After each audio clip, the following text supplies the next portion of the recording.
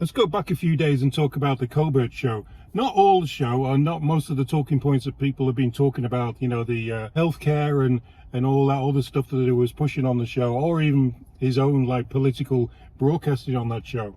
Let's just go to the point where he actually knows, but doesn't want to do anything about Canadians suffering under a Liberal government. He knows. What would you imagine a reasonable argument for their complaints is?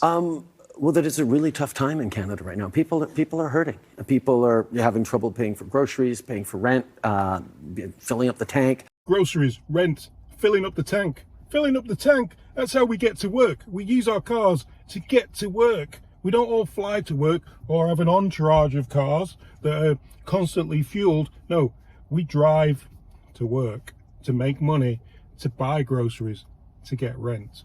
There's a lot of comparable to what's happening in the United States, like a similar situation. Some of the things are a little trickier in Canada, where we lost a little ground over the past decades on building housing. We've lost out over decades on building houses. No, that's not exactly what's happened, is it, Justin? No, what's happened is that millions and millions of people have flooded into the country and made housing unaffordable because there's more demand than there is supply. Just think about what you're saying. So the housing crisis is a little sharper.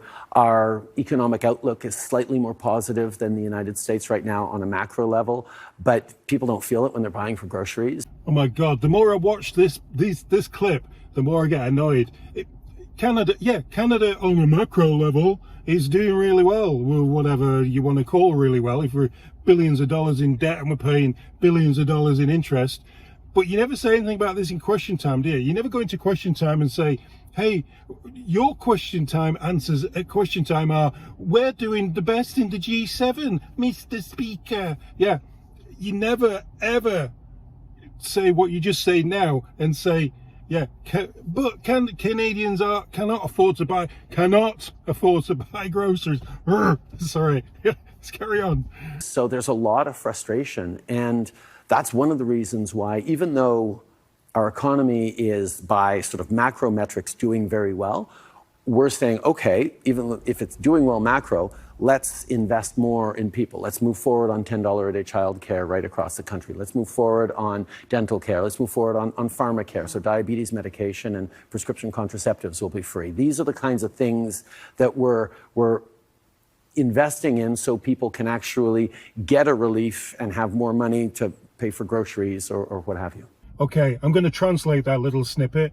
What he's meaning to say is what we're trying to do in the Liberal government is make lives really, really hard for Canadians, make lives unaffordable. Then what we do is we give handouts to them, like checks we make them pay extra for gas and heating. And what we do then is we distribute checks to everybody. And that way, the people who rely on these checks because they can't afford to live will then vote for us because them checks are what keep their heads above water.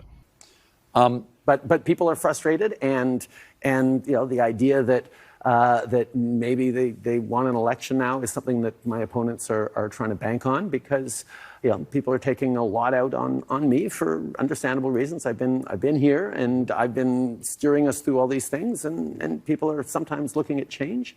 Steering us through all these things? No, you've actually driven us into all these things. You created all these issues. You've created the Canada that we're all living in now, where there are more people in Canada.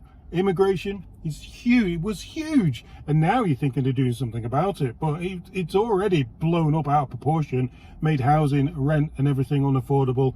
Your taxes are making food unaffordable, and everything that you're doing is dividing Canada. So you've got the woke agendas that are being spewed everywhere.